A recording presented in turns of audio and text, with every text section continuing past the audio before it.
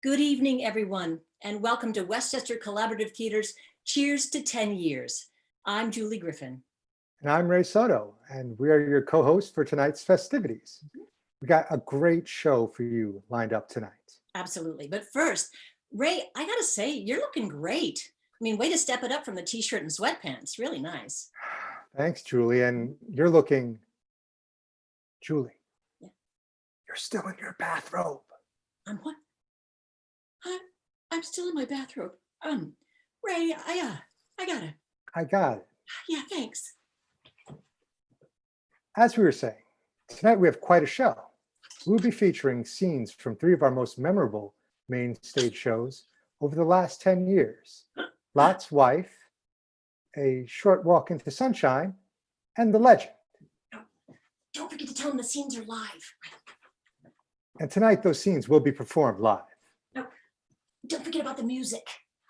Helping us celebrate our 10 years and WCT Music Series, we have two musical artists who have performed regularly at our Black Box over the years, guitarist and vocalist KJ Denhert and trumpeter Ingrid Jensen. Whew. Perfect timing, and you look great. Oh, thanks, Ray. Also tonight, we'll be featuring some of WCT's writers and playwrights, and we'll take a sneak peek at some of the great things coming up next year. But first, we're going to hear from WCT's founder and executive director for the past 10 years. And as we like to call him, our Writers Lab guru, Alan Lutwin.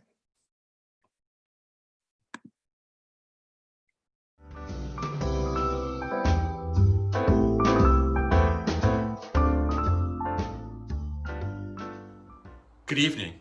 We're delighted you could be here tonight to help us commemorate WCT's 10th anniversary. You know, as the Grateful Dead once sang, what a long, strange trip it's been.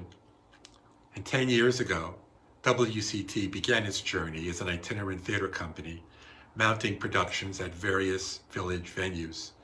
We held workshops and performed shows at the Village Library Theater. We played at the Steamer Firehouse Art Gallery and senior facilities throughout the area.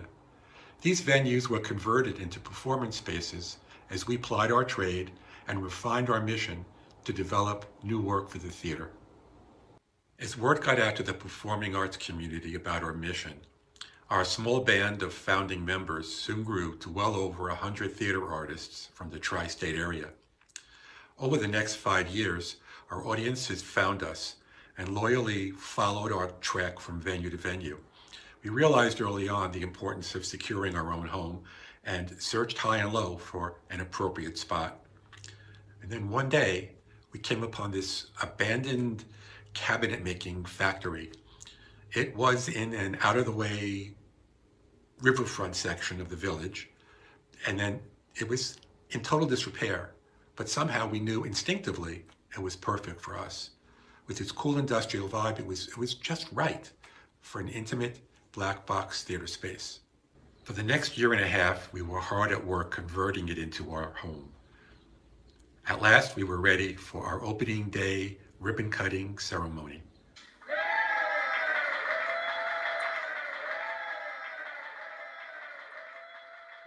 Once we opened the door to this new space, WCT really began growing by leaps and bounds. We were able to put on our shows in a true theater environment. We enhanced our writing workshops, developed acting classes and a web series, and we offered the space to others in the community. We also found to our delight that our black box was a natural habitat for music. We invited scores of jazz and other music artists to share our home. We cultivated a new audience who appreciated the intimate feel of a jazz club and the incredible acoustic sound emanating from its walls. Looking back on what we've accomplished over the years, I'm struck by our good fortune. Not only have we attracted some amazing performing artists, but we've been blessed by the support of an enthusiastic audience base. We know it takes a community to build and sustain an arts organization like WCT. An open partnership between our artists and our supporters has created this unique haven where the sound of distant train whistles and the bubbling brook outside commingle with the voices of a living, vibrant expression of art within.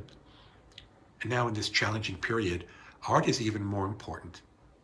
Why? Because art informs and it soothes, and yes, it even inspires. It satisfies this yearning that can't be fulfilled any other way. As executive director of WCT since its founding, I'm so grateful to have helped build this unique collaboration of our company members and our audience. In the months to come, we'll look forward to welcoming you back to our theater space. But in the meantime, we may have to find some innovative ways to continue to have our voices heard until we can establish that new normal.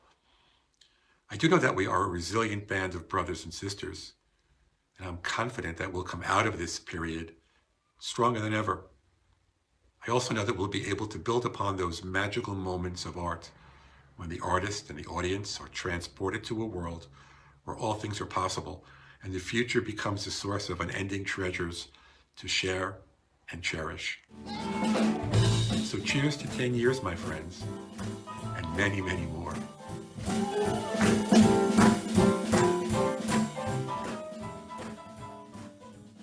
Our writers are the heartbeat of WCT. They provide us with plays that excite and challenge and give us new material and fresh ideas. And it is in the writer's lab that we see the fruits of their labor. They spend countless hours alone on their keyboards, cooking out stories and creating characters. Here are a few of our writers speaking about the writing process and our WCT Writers Lab. And as you'll see, writers, well, they are a breed unto themselves.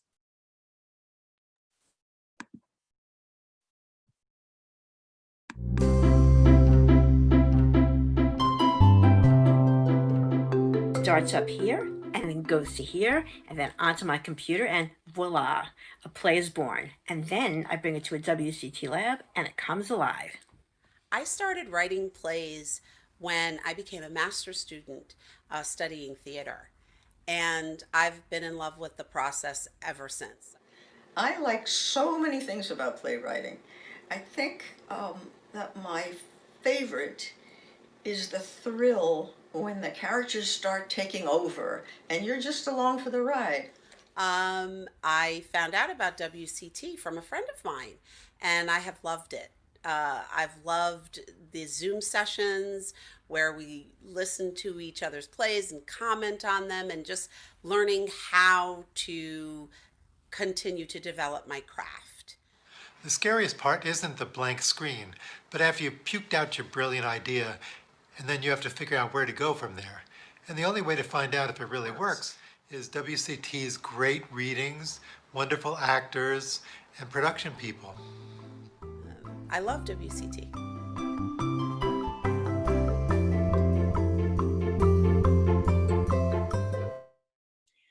Writing plays isn't always easy. In fact, some playwrights would tell you it's never easy. You get inspired, you come up with an idea, and then you start to write. And you write, and then you write some more, and then... And then eventually there comes a time when you need to hear your characters. You need to see them on stage. And then you need to get feedback. Bum, ba bum, bum. The dreaded feedback. But if you're lucky, you'll find a writer's lab with talented writers, directors, actors who will give you the feedback you need.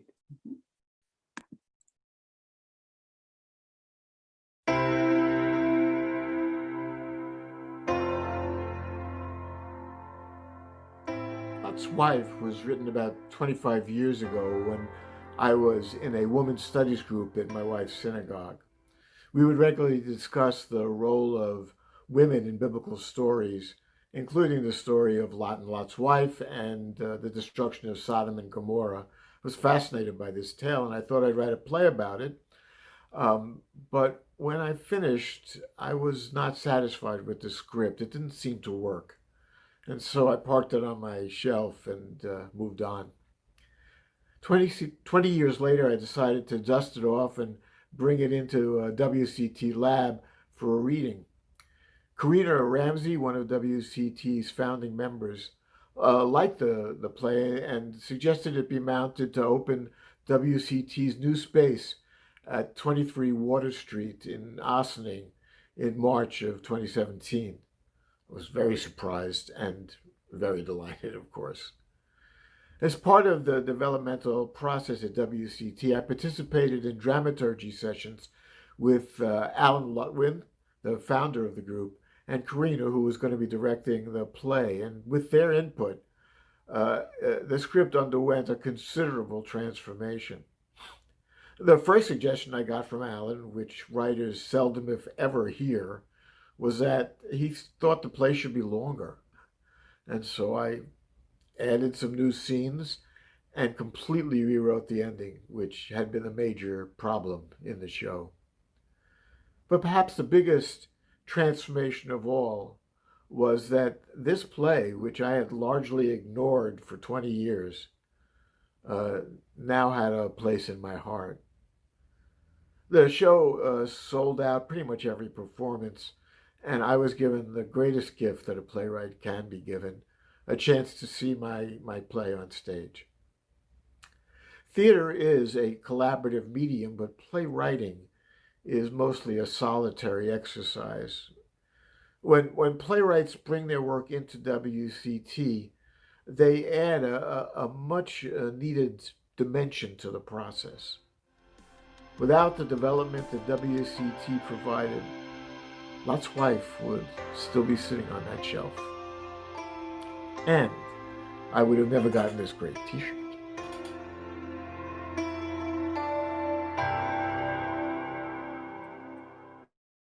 You know, Ray, I was part of that original performance. It was a great experience and so much fun to be a part of the first main stage production in our new theater. In tonight's scene from Lot's wife, we will be taking that biblical story and placing it in a modern time.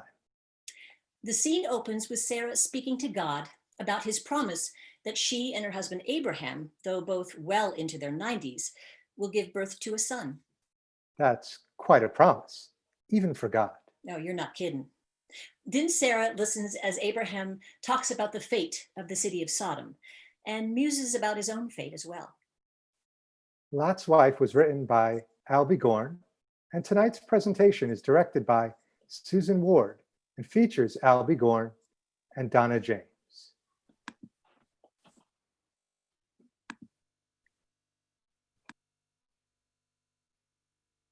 Some storm they're having down in the valley. I hope Abram is all right. Is he all right? You never answer me. When Abram speaks to you, you answer. When I speak to you, nothing. I guess I'm just supposed to know the answer.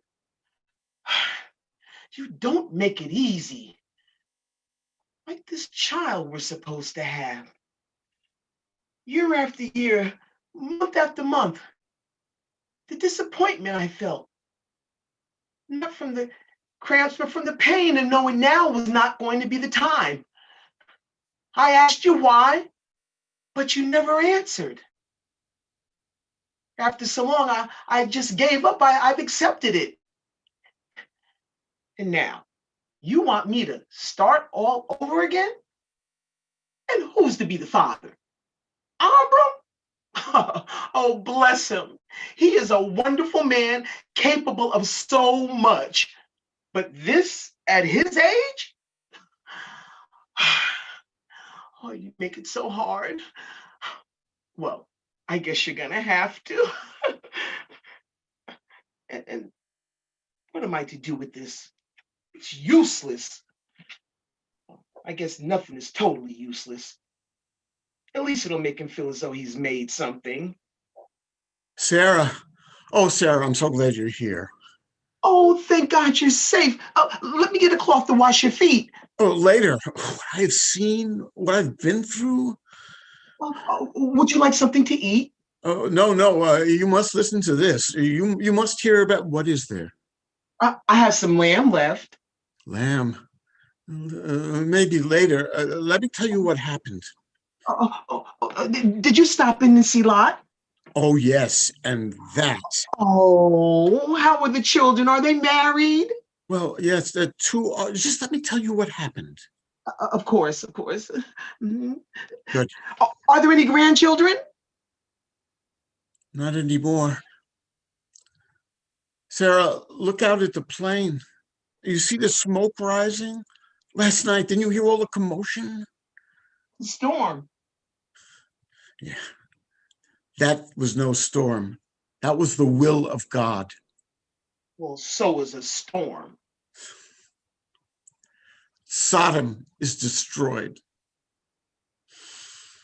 The whole town? The whole town. Lot? Lot escaped with his wife and his two youngest. The others perished. Roni? And Gethsemane? That poor woman. Indeed. Well, where are they now?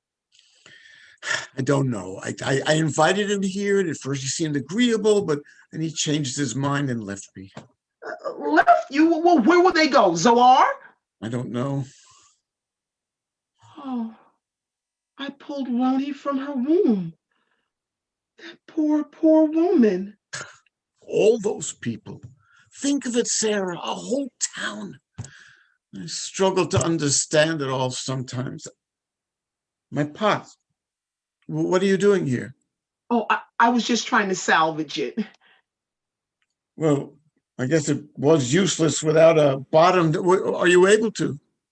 Well, I just started on it, but in all likelihood, it'll never be watertight no matter what I do to it. I see. Would you like that lamb now? Yes, that would be fine. I'll just go put it on.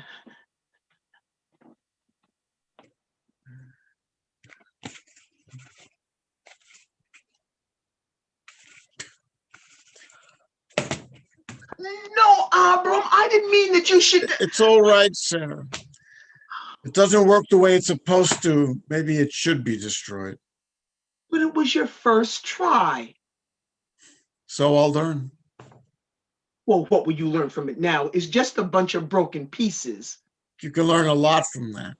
I prophesy, Sarah, that someday someone in some far distant time will find those shards and examine them, try to put them back together, and wonder, who were the people that made this? We'll come alive again. And you know what they'll think of us? Yes, that we didn't know the first thing about making pots. They'll say, these were our ancestors. They gave us the skills to destroy and create. Ancestors. Yes. Our people. Abram, what are you doing? Oh, Abram. Surely you have not forgotten this, Sarah. Abram, don't make a fool out of yourself, please. Abram, the lamb is burning. So am I.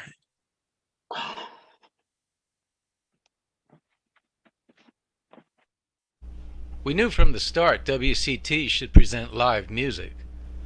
Music and theater kind of go hand in hand. An actor speaks his lines, a musician blows her horn. But what we didn't know was how much the series was going to take on a life of its own, cultivate its own audience, with a vibe that actually started to draw musicians into its orbit. A lot of that comes from the room itself. WCT is a natural music room. And from the first Ray Blue concert, it was clear. This is going to be cool.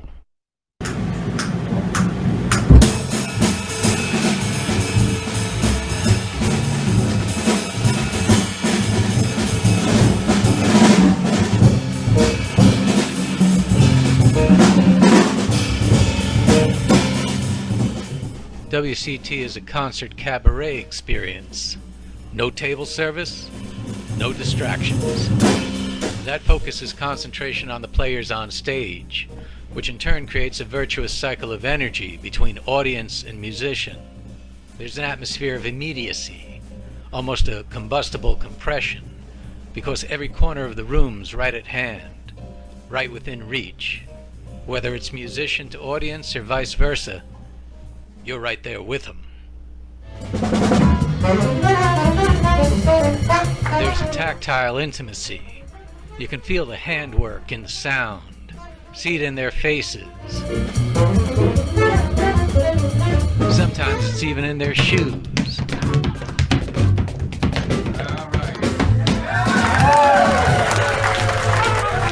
But it's always right there, that sound.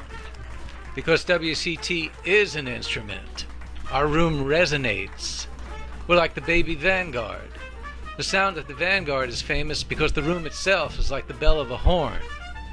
WCT used to be a cabinet-making factory, and that wood comes through in the sound, especially on the acoustic instruments, and both the musicians and the audience hear it.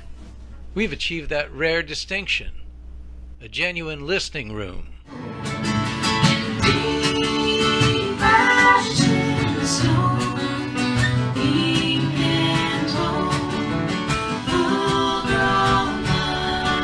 So no matter what the genre, roots, Dixieland, gypsy swing, classic American songbook, or straight-ahead jazz, the WCT music audience is hip to it. They know we've got something going on. Even the location fits. Where's the jazz?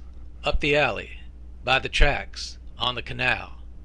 I mean, nobody goes up an alley to hear chamber music, man. No. They come to hear this.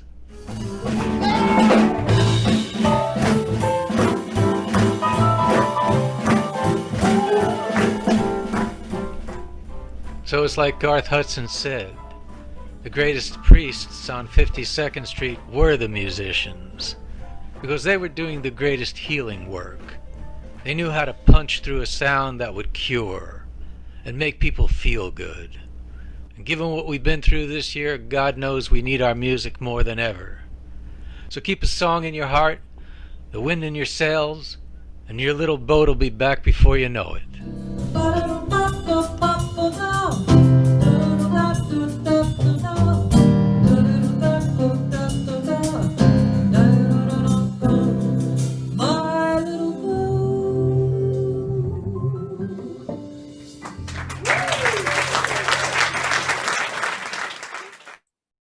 Wow, we've had a lot of great musicians grace our stage, and we're really fortunate to have two of those performers with us tonight.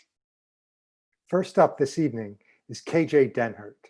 KJ has been described as an urban folk and jazz artist, and in 2015, she won an Independent Music Award for her song, Beautiful. KJ has performed at sold-out houses numerous times on our WCT stage.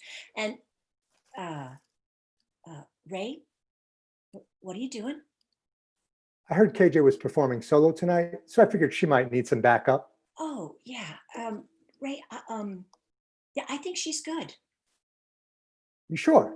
Oh, yeah, pretty sure. Ladies and gentlemen, we are very pleased to have performing for us tonight Osening's own, KJ Denhert.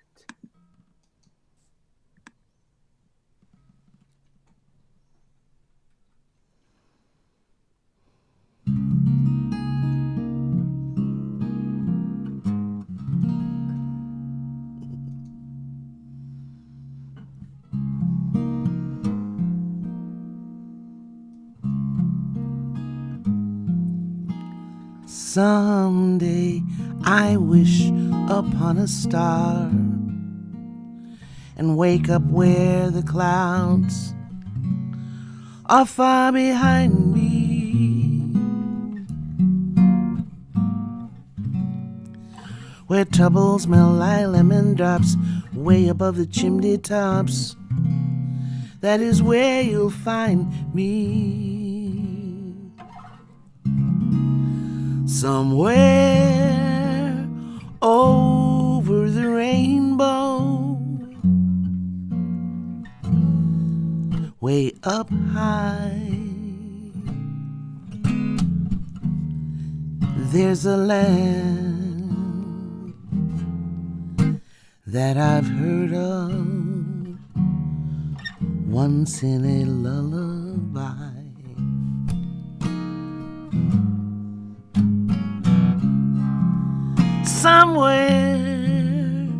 Somewhere over the rainbow,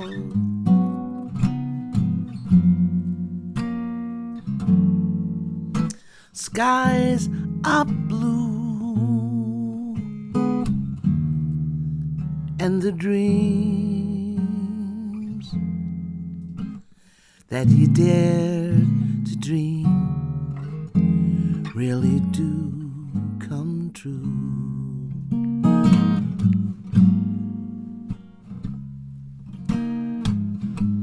And someday I wish upon a star,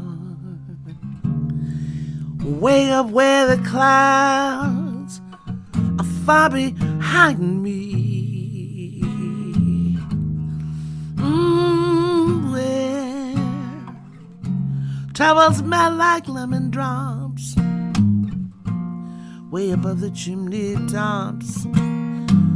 That is where you find me.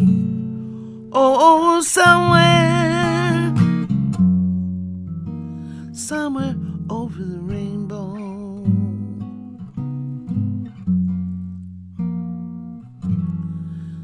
Bluebirds fly, if birds can fly, over the rainbow well, why then, oh, why can't? Why then, oh, why can't? Why, oh, why? Oh, oh, why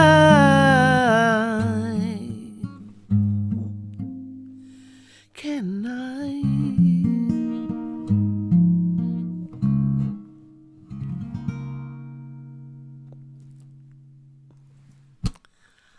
Hi, my name is KJ Denhert, and we are here in my living room. I'm about to switch guitars. I've tried this several times. Happy cheers to 10 years, or cheers to your 10 years, WCT, or Westchester Collaborative Theater. It's been a great honor. I've played here many times, or there. I feel like I'm here. I love the videos and seeing this very cool hometown. I want to thank the director, Alan Lutwin, for inviting me so many times and starting a relationship with me and with my band. Very excited to play with my jazz legend neighbor, Ingrid Jensen, who's coming up. And tonight, I wanted to do something that's from my heart. We've all been somewhat isolated, or I certainly have, and there's a lot of introspection going on. And I was actually a part of a songwriting workshop called Writing a Song That Matters, that's run by Dar Williams, and I've become part of the staff. And this year I had a chance, and it took a while, to want to write again. And that's what things like a community theater offer to people.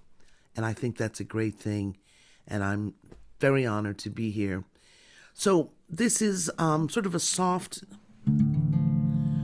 premiere of a song. This is the latest song that I have completed, and I'd like to dedicate it to my mother. This is a time where some of us might be hoping to see our family. At any rate, thank you for giving me a chance to tell a little bit of my story.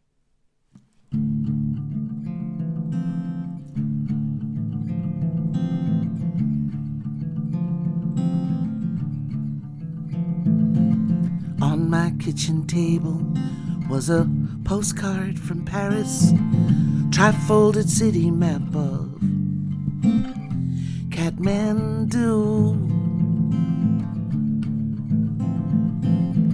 drumming her red fingernails on the table, distractedly watching the evening news. Final call, flight 57, now boarding gate 22. Call you when I get there, as I always do. Time is the constant, slips out the back door. I dialed the telephone and charged it to my room. Hearing the voice she saves for overseas calling, I hear a smile. Tell me, Carrie, where are you? When you play, are people dancing the way that we used to do? Even though she is asking, I know that she won't recall.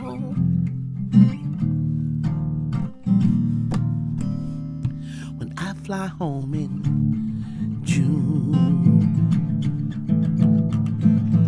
Fly away, Jack. Fly away, Jill. Come back, Jack,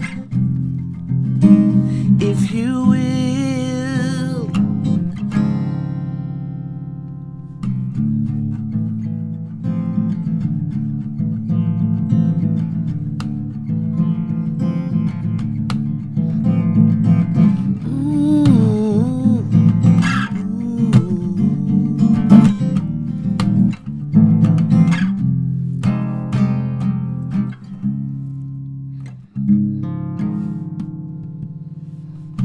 There on the table, 2 cold Presidentes, a couple chance to dance. Just this afternoon. Oh, what a chance, farewell little island, to wind up dancing in your Crown Heights living room. Final call, flight 57, now boarding gate 22.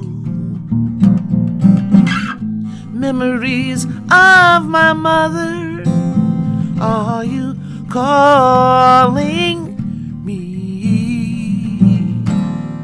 Or am I calling you?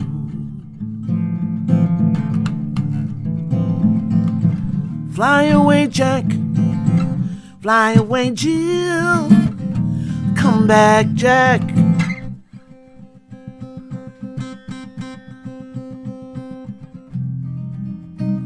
If you will. I remember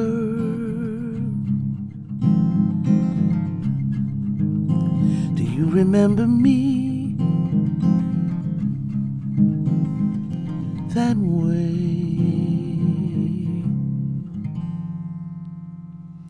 Happy 10th anniversary, Westchester Collaborative Theater. My name is KJ Denhert. Enjoy the rest of the show. Good night.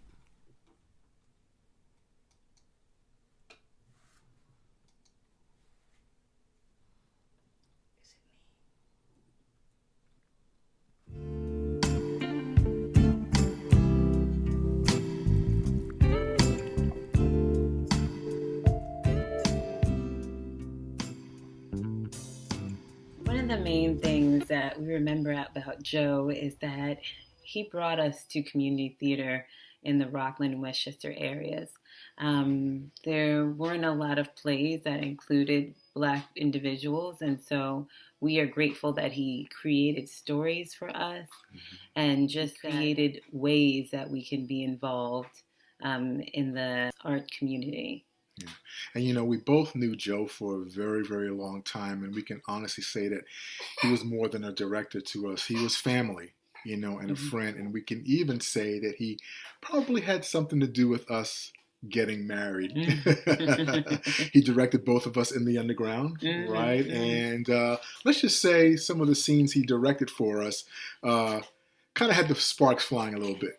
Yeah, he choreographed, in a way you could say he choreographed our love, at least in the beginning. In the beginning, so we are grateful to him. He was just a brilliant director, writer, and actor. And he made us better actors too, just with the way that he would question us about, you know, our character's intent and motivations. And, you know, we'll always remember him. He'll always be in our hearts. We'll miss him a great deal. Yes.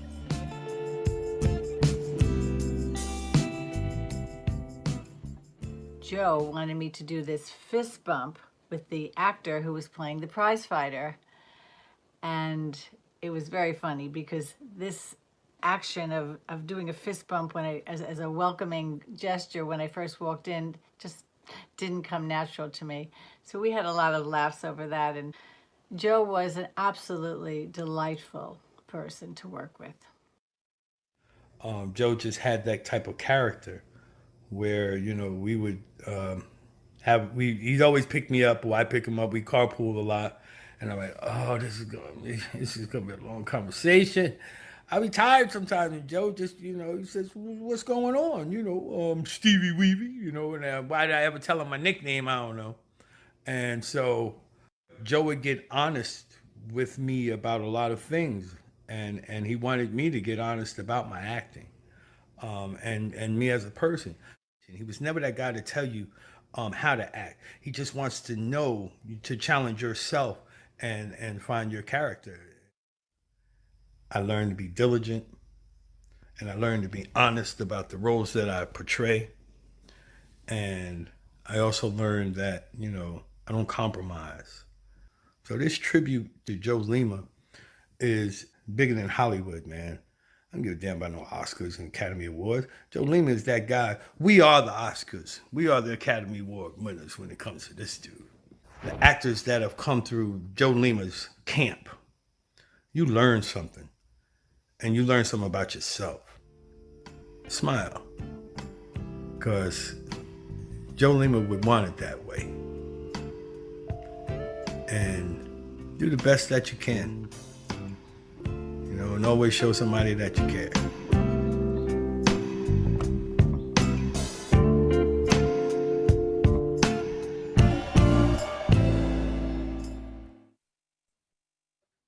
Tonight, we have the great pleasure and privilege of highlighting two WCT main stage productions that Joe was deeply involved in.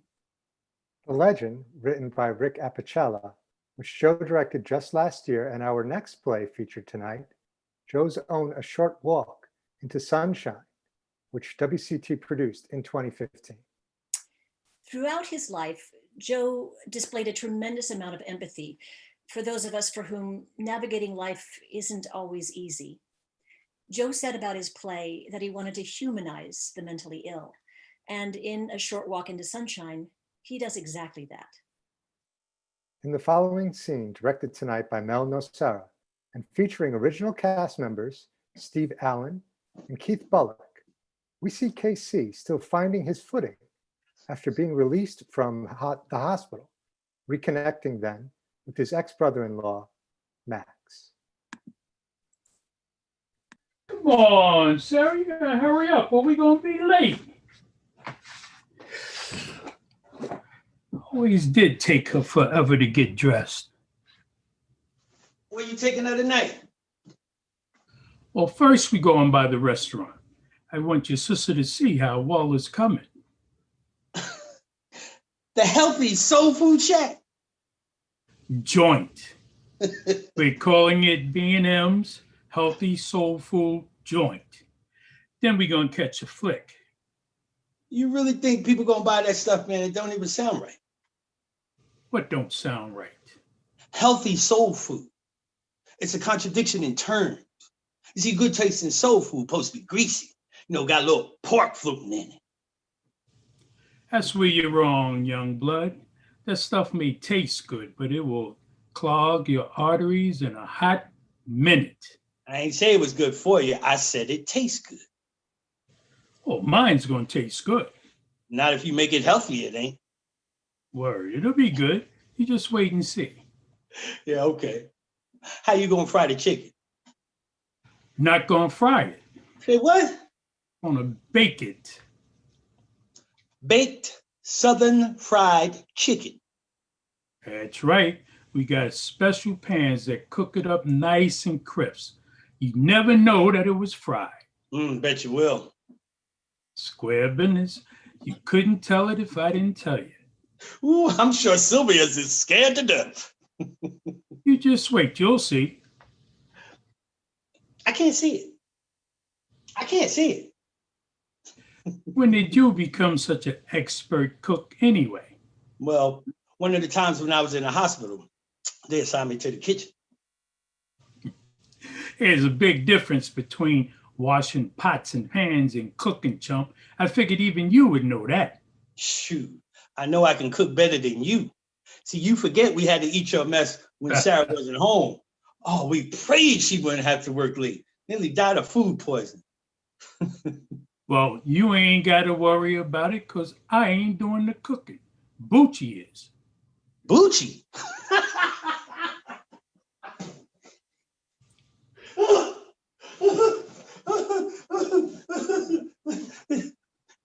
Hector Bucharo? Come on, man. He's Spanish. What the hell does he know about cooking soul food? Healthy or otherwise? He's done a lot of cooking. He's been catering for years. Is that what they taught him in prison? Look, boy, you ain't in no position to cast no stones. Hey, I ain't spent no time in no jail. He ain't seen the inside of a loony bin. Well, I got integrity. I ain't no thief. At least Bucci is mentally balanced.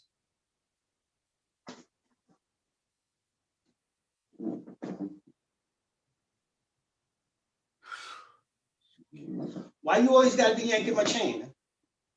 I was just having a simple conversation, and you decided to get ignorant. You always get ignorant. Hey, it's not my fault you decided to go into business with a jailbird. Just stop it, okay? Yeah, okay. How you gonna make collard greens without having a piece of pork floating in? We're using smoked turkey. Well, that ain't gonna replace no ham hocks and no pig feet, I tell you that right now. I'm telling you, man, you can't tell the difference. Maybe you can. But anyone with refined culinary taste buds like myself will know in a heartbeat. It tastes the same. And not only that, all those folks out here that won't or shouldn't be eating pork will be lined up in my joint. How you know it's healthy? What do you mean, how do I know it's healthy? How do you know it's healthy? Because it is. We're not using any pork or grease. How do you know smoked turkey is healthier than ham hocks? Because it is. Any idiot knows that.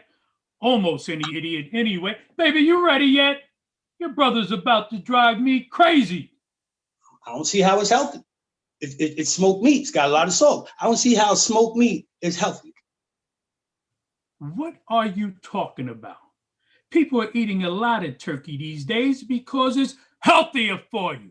That is true. That is true. But that is the unsmoked breast meat. See, the meat you're talking about has a lot of salt and artificial crap, which is likely to kill you more than anything else. I got a nutritionist going over all the details. We're going to be printing stuff like calories and whatnot all over the menu.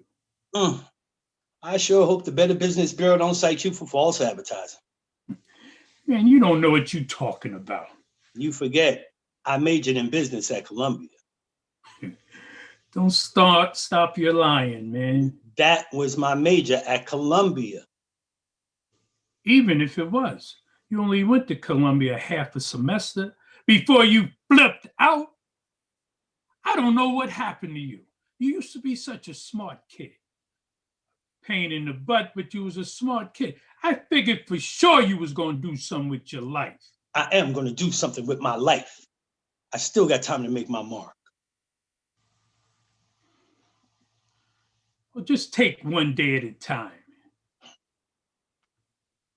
Say, look, you say you got some experience in the kitchen? Yes, some. Well, I know Bucci's going to need help in the kitchen. You interested? I don't know. I got something more intellectually challenging in mind. Just think about it. Maybe it could hold you over till a better gig comes through. Man, I got my SSI checks for that, but yeah, I'll think about it. Come on, Sarah, you ain't ready yet?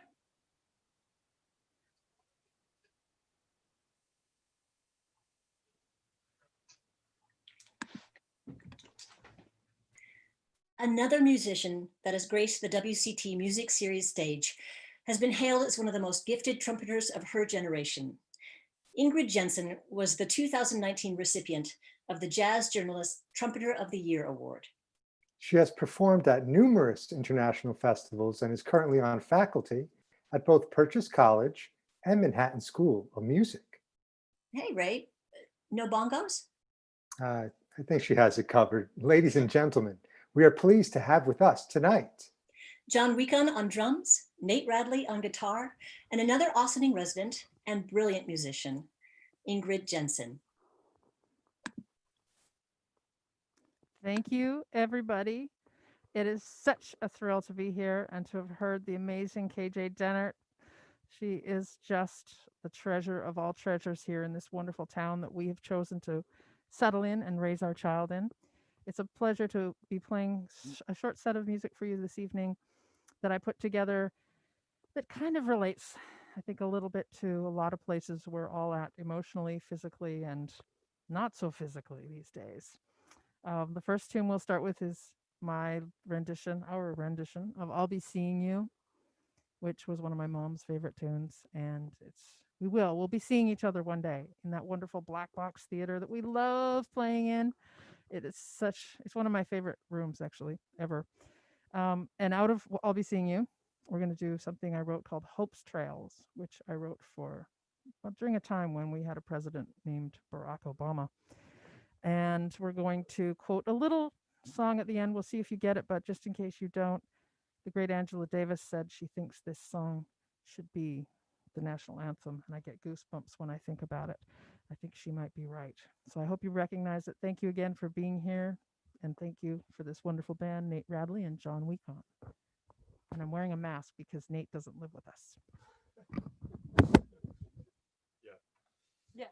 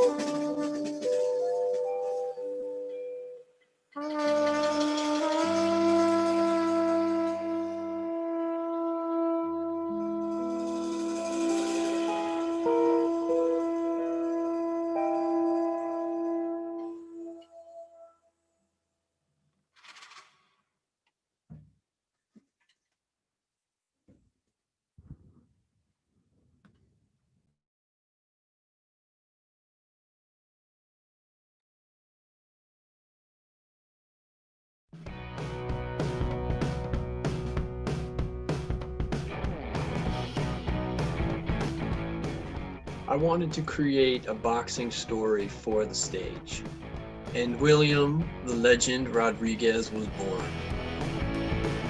He's a young boxer who doesn't speak. He wears a hood. He's exceptionally gifted, and he's incredibly misunderstood. Originally, I told the tale as a one-man show, but I knew the definitive version had yet to be written. When I joined WCT, I had the story, but I wanted it to grow. So I brought the idea to Alan, and he encouraged me to bring what I was working on to the lab. And through the writer's lab process, hearing the piece out loud, getting interpretations from fresh actors, the story really took off. And most importantly, a love story emerged between Andrew, who is the mentor and trainer, and Rose, who is the surrogate mother of William the Legend Rodriguez. Their relationship grew and grew and grew and really became, I think, what anchored the entire story together and made it a more universal tale that all people from all different walks of life and all ages could relate to. And it was an invaluable process. WCT selected the Legend to be part of their main stage production, and it was a wonderful experience with a hard-working, talented cast and crew. And the aesthetic was just right, the tone of the piece was just right, it fit the space wonderfully. The audience really loved it, and I was very, very proud of it. And most importantly, it was directed by my friend Joe Lima. I feel very grateful that I was able to go through this process with him. It was a wonderful experience.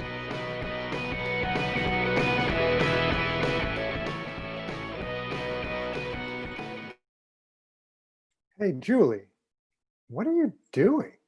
You know, Ray, boxers are known for their pre-game chatter. I think it's pretty cool that Rick wrote a play about a boxer who doesn't speak. Hey, how do I look? Floating like a butterfly and stinging like a baby butterfly. You know, did I tell you I'm thinking about writing a play about a co-host who doesn't speak? Whew, that wore me out. Boxing's not for everyone, Julie, and that's one of the themes in Rick's play, that sometimes when you love someone, you have to let them follow their heart.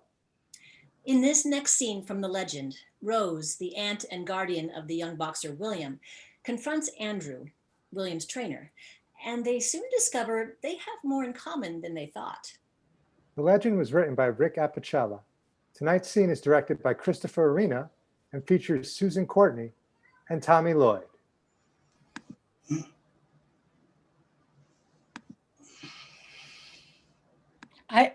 I can't stop feeling embarrassed. Don't. You're the only one who did anything. I just sat there tongue-tied. I'll come to you. God, what the heck would I have done if I actually got to him? Well, that's why we don't street fight, Rose. I mean, you open up that door, there's no telling what's on the other side. Sometimes it's nothing, but sometimes... So, why'd you come to the press conference? Well, I heard about it, and I was scared he might not be able to express himself, and he might need a big mouth in his corner. Your instincts are right. They're your maternal instincts. Yeah, I am beginning to feel like I am his mother, like he's my son. Isn't that what mothers are supposed to do? Support their children even if they don't agree with their decisions and suffer in silence? Oh, you weren't silent today. No, I wasn't. You know, that was my first press conference. Oh, yeah? Yeah, I mean, I usually coach the undercard guys, you know, small time. But this, sure no small time. Oh. Do you think William will show up? Oh, he will. Do you think he should? Well, I don't know. I mean, it might be too much too soon. Well, did you tell William that? Well, I did. What'd he say? Nothing. The important thing is that he doesn't think it's too soon. Oh, he's got confidence. He's got more confidence than I could ever dream of. Oh, you'll be okay. Well, I better go in. I have work tomorrow. Oh, where do you work? The library. You know, I have a degree in English. Really? I thought you were a boxer. Well, I was, but I got it afterwards. How long were you a boxer? I was a boxer for 3 years. Were you any good? No. Why not? Oh, I couldn't seem to stop from getting hit. I mean, I knew what I was supposed to do. I just couldn't do it. So I went to city college. That's what my father wanted. He was an intellectual. No, he was a boxer. No, but he was a magnificent boxer, a tremendous boxer. Did you know that he was the number one middleweight, the contender for the middleweight championship of the world at the height of his career? Yeah, like Rampage. Not quite. No, my father was soft-spoken. He was a kind man. He loved to paint. Artist. Vincent, the artist Sirocco. Yeah, he saw boxing as an art form. And he saw that it was the kind of art form that deserved the utmost respect and discipline.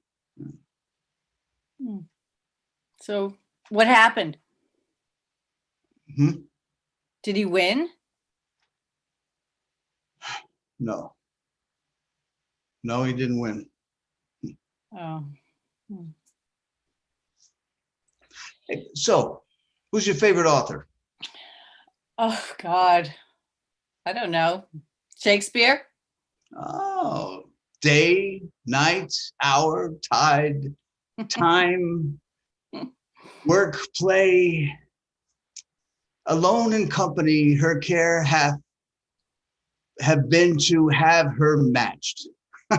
Romeo and Juliet? Yeah, I had to memorize that in high school.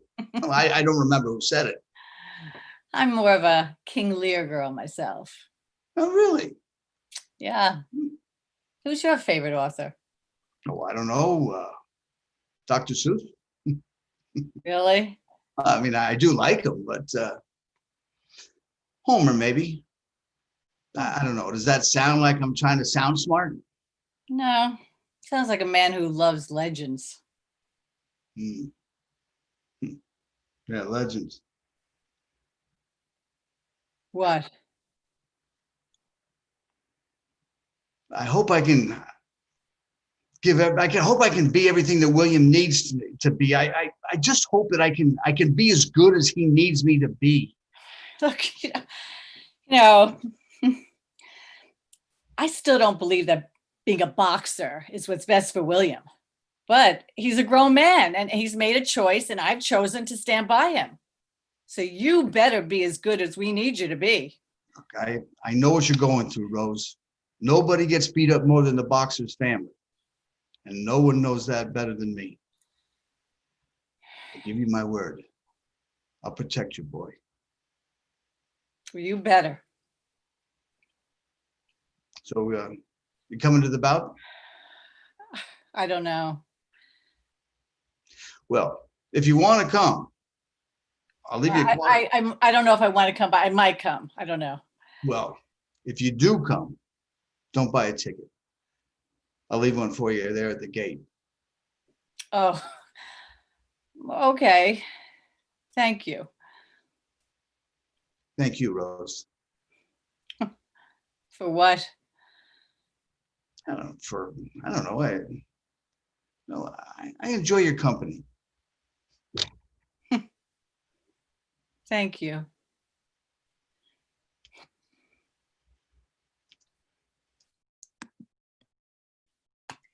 Actors are a big part of the WCT. We participate in the writing labs, which allow the playwrights the opportunity to hear their works come to life. And then we help take those plays to the next step, a showcase with an audience. It truly is an amazing experience as an actor to read a play in development and then take that play to the stage and perform it for the very first time. Speaking of first times. Ray? Acting. I was talking about acting. What were you thinking? Acting? I was totally thinking about acting. So Also, Julie, what was your first role? Oh, I played the old lady juror in a play called Jury Duty, and I was in the 7th grade. What about you, Ray? I was 10 years old and I was in The Wizard of Oz. If I only had a Oh, brain. that's so sweet. Do-do-do-do-do-do-do. Do-do-do-do-do-do-do.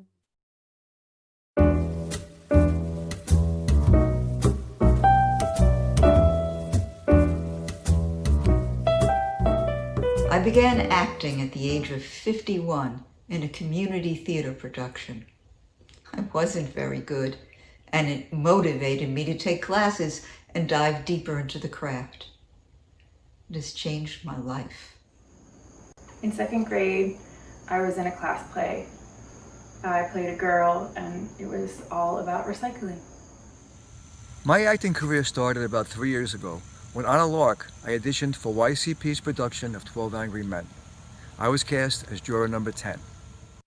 In the 4th grade, I played Rip Van Winkle. They put baby powder in my afro to make it white, and I had a cotton ball beard tied to my head. And guess what happened?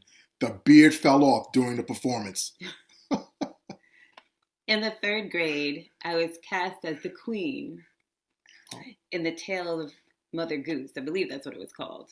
But anyway, how'd they know? In 2016, I played the part of Dave in the play Like a Virgin, and my character's role was to become a virgin again.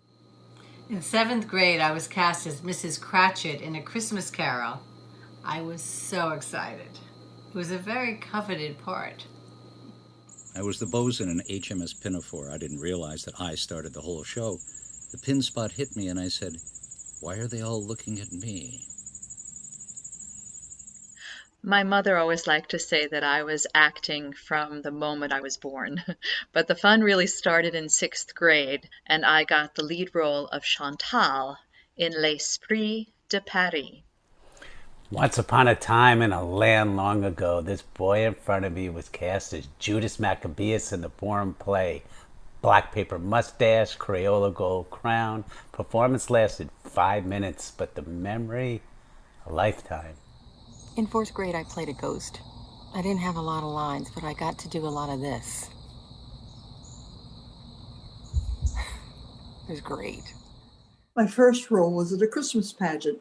My one and only line as a 3-year-old, I said to the reindeer, "I wish you Merry Christmas." And I turned to the audience and said, "How can you Merry Christmas?" No, I couldn't forget my first time. It was Randolph McAfee in a high school production of Bye Bye Birdie. I was in 7th grade. I was in 6th grade, senior year of elementary school, and I vividly remember having to do my ABCs and like different emotions, and I booked it! Yay! There I was. This had to be the greatest part in the whole world. I got to have the script in front of me. I was the narrator for a puppet show. Turn back, oh man, forswear thy foolish ways. Guess. I grew up dancing, and one day I decided to audition for the ballet and the King and I in a local production. Well, forget about it. I was hooked.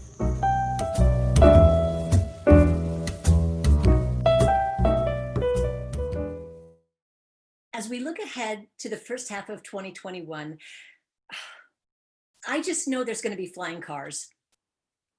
Well, Julie, I don't know about flying cars, but I do know that the WCT is planning a very busy season. First in March, we start off the year with a live stream living arts event. And then in May, we kick off our new initiative, our New Voices reading series, which will showcase new writers from our surrounding Hudson Valley community.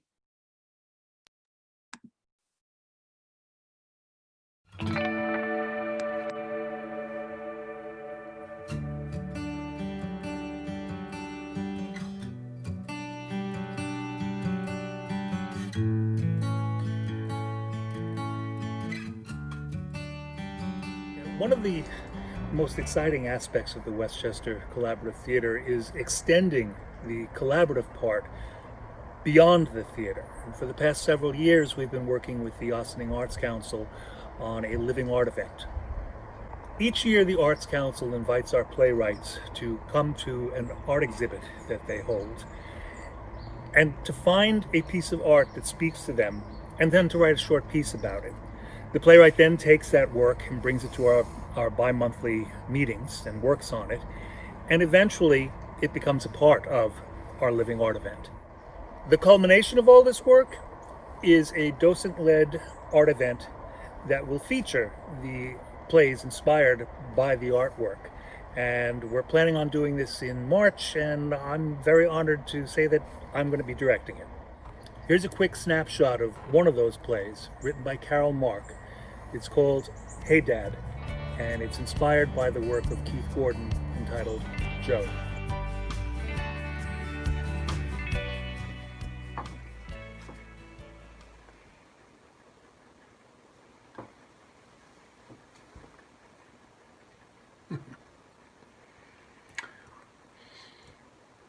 Hey, Dad.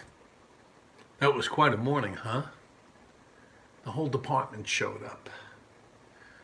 And a few units from a couple of towns over. Standing room only. And full color guard. You guys sure know how to take care of your own. And speaking of which, you didn't happen to notice Aunt Jenny this morning, did you? Who am I kidding? Of course you did. You never miss a thing. Probably still don't, even from your new vantage point, but just in case, she was in rare form. Of course, she's one of the first people there, standing right up in front, which is okay. But then she breaks the receiving line, walks right past Mom, straight over to me, and with that with that balled up Kleenex in the one hand and the purse in the other hand, and those big, sad, puffy red eyes, and she says, "Joey Jr., sweetheart, I gotta tell you something." And well, I'm looking all around me at all these people standing in line, waiting to shake our hands and hug us and tell us how sorry they are. And my mind is saying, now, Aunt Jenny, you got to tell me something right now? And at that point, she drops her purse right on the casket. Oh, I mean smack dab in the middle. And then she blows her nose into that Kleenex so loud, it's like a flock of geese are flying overhead. And she whispers, "Listen, kid, you got to hear this." I'm not kidding, Dad. She sounds just like Humphrey Bogart from Casablanca. I mean, I'm picturing prop planes out behind the funeral parlor with engines running, ready to fly us off to Lisbon. And then she says, "You remember the day you told your father you wanted to drop out of the fire academy?" Remember? How could I forget? That was one of the worst days of my life.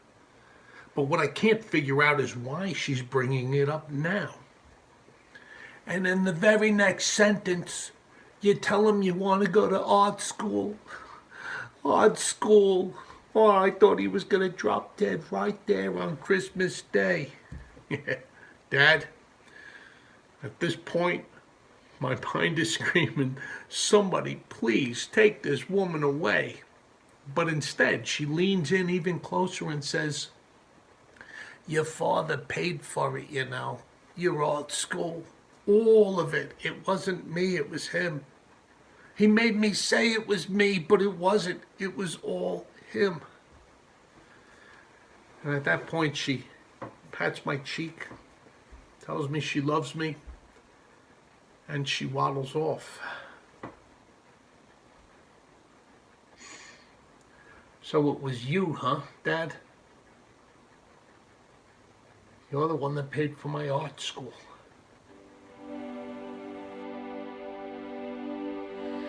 I always knew you'd turn up, I have to admit. At first, I had strange symptoms. Berthold has been dead I pictured for 30 myself years. screaming. I said, drizzly November in my soul. Overall, I felt amazing.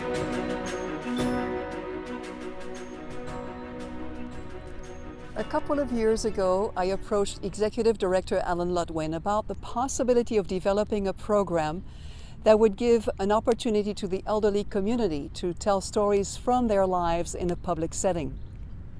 Alan was very receptive and, as a matter of fact, had long had a similar desire to reach out to the senior community as part of WCT's mission.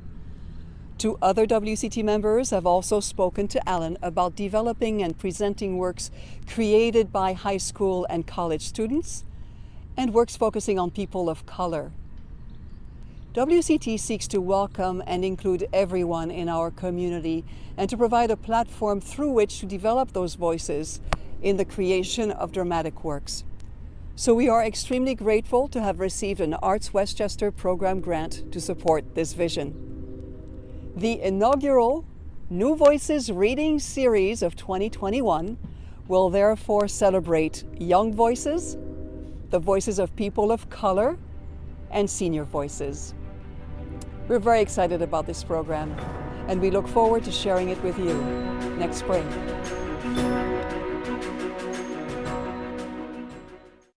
Well, Ray, we made it to the end of the show. Woohoo! Whew. But before we wrap up, we just want to say a few words. This year, as we all know, has not been an easy one. Some of us have lost jobs, some of us have lost opportunities, and some of us have lost loved ones. Please know we are thinking of all of you and that you are in our hearts. Now, as we saw from tonight's show, WCT has packed a lot into the last 10 years, and it's been fun tonight highlighting just a handful of the many plays, events, and music that have lit up our lives as well as our stage. A big thanks to everyone, from our executive director for all our 10 years, Alan Ludwin, and to our writers, directors, and actors. And to our members, our volunteers, and our sponsors, who for the last 10 years have worked very hard to help make WCT a vibrant and successful arts venue. A big thanks to our production staff for tonight's show, our producers, directors, and actors, and everyone who contributed. And especially to the wizards behind the magic curtain, Julia and Loudon, for making this evening possible. We look forward to next year and to better times and to reopening our theater and to all of us getting back together again. I know I'm looking forward to wearing pants again. Oh, cheers to that. Oh, and cheers to all of you for spending your evening with us. Cheers, Ray. Cheers, Julie, and cheers to WCT's 10 years and many, many more. Woohoo! Yeah.